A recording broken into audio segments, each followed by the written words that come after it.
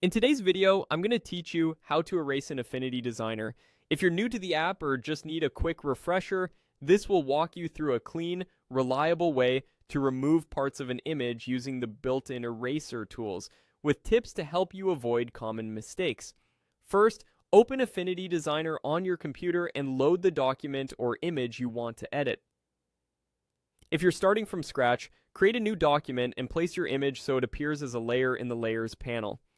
Before we erase anything, it's helpful to know that Affinity Designer works with both vector and pixel content. The erasing method we're using today targets pixel data, which means it works best on photos, painted elements, or any layer that's rasterized. Next, look to the top left of the interface and click the pixel persona. This toggles Affinity Designer into its pixel editing mode and swaps in a set of tools designed for pixel work.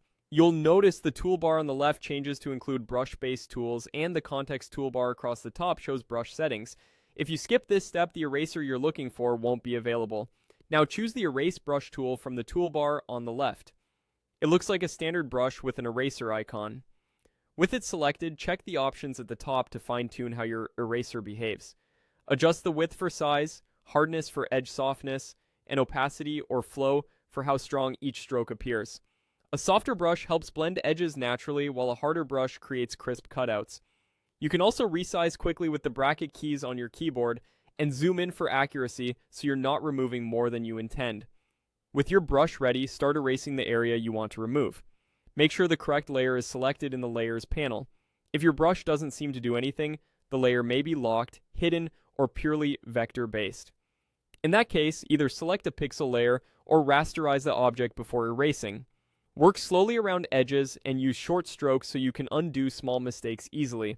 For cleaner lines, zoom in and feather your edge by lowering hardness slightly.